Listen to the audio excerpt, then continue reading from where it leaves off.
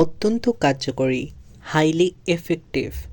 এবার ধরুন আপনি বলতে চাচ্ছেন একজনকে যে এই জিনিসটা অত্যন্ত কার্যকরী। তো অত্যন্ত কার্যকরী বলার ক্ষেত্রে আমরা ইংরেজিতে বলবো হাইলি এফেক্টিভ। Highly effective. সবচেয়ে বিতর্কিত, হাইলি কন্ট্রোভার্সিয়াল। এবার ধরুন কোনো একটা জিনিস যেটা কিনা সবচেয়ে বিতর্কিত হয়েছে, যেটা আমাদের আজকাল হয়ে থাকে কোনো একটা ছোট্ট বিষয় নিয়েই কিন্তু খুবই বিতর্ক হয়। তো সবচেয়ে বিতর্কিত এমন বাক্যকে ইংরেজিতে বলার ক্ষেত্রে বলবো হাইলি কন্ট্রোভার্সিয়াল। Highly controversial. তো আজকে যদি আপনি আমার চ্যানেলটিতে প্রথম এসে থাকেন তাহলে অবশ্যই সাবস্ক্রাইব করবেন এবং ইংরেজিতে কথা বলতে চাইলে পুরো ক্লাসটি মনোযোগ সহকারে করবেন। সবচেয়ে লাভজনক, হাইলি প্রফিটেবল। এবার ধরুন কোনো একটা জিনিস আপনি একজনকে বলছেন যে এই জিনিসটা খুবই লাভজনক, মানে সবচেয়ে লাভজনক। তো সবচেয়ে লাভজনক বলার ক্ষেত্রে আমরা বলবো হাইলি প্রফিটেবল। Highly profitable. অত্যন্ত প্রতিযোগিতামূলক, হাইলি কম্পিটিটিভ। এবার ধরুন কোনো একটা জায়গায় খুবই প্রতিযোগিতা চলছে, তা আপনার কাছে মনে হচ্ছে যে অত্যন্ত প্রতিযোগিতামূলক। তো অত্যন্ত প্রতিযোগিতামূলক বলার ক্ষেত্রে ইংরেজিতে বলবো হাইলি কম্পিটিটিভ।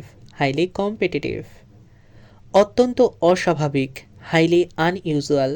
এবার ধরুন কোনো একটা জিনিস যেটা কিনা খুবই অস্বাভাবিকভাবেই ঘটে গেছে, তাই আপনি বলছেন যে অত্যন্ত অস্বাভাবিক। তো অত্যন্ত অস্বাভাবিক এমন বাক্যকে ইংরেজিতে বলবো হাইলি আনইউজুয়াল। Highly unusual. আমি সত্যিই আগ্রহী, আম রিয়েলি ইনটু। এবার ধরুন আপনি কোনো একটা জিনিস নিয়ে সত্যিই আগ্রহী, তো আপনি বলছেন আমি সত্যিই আগ্রহী। তো এমন বাক্যকে ইংরেজিতে বলবো I'm really into. I'm really into.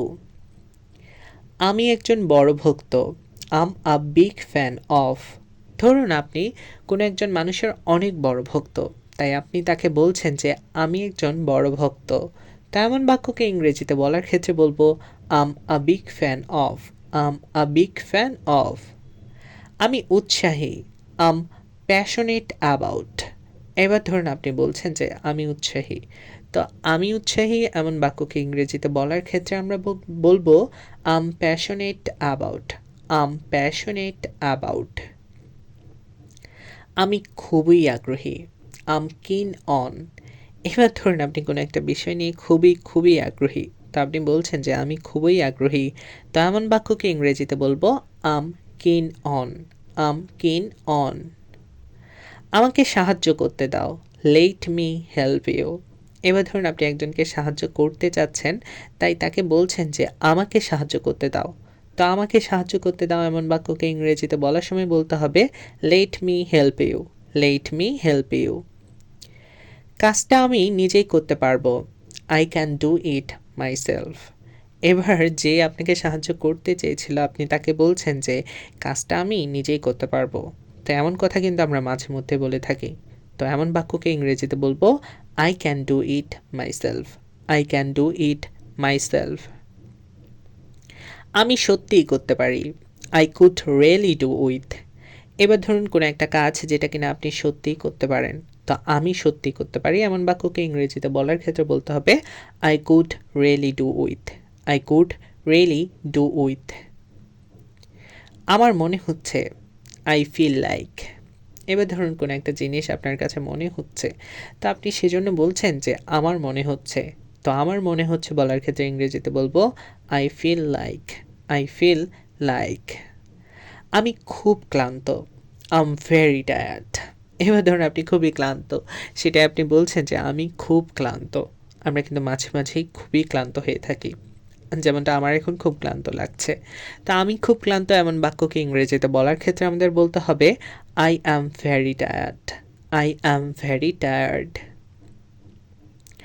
আমার ঘুম ঘুম ভাব, আম স্লিপি।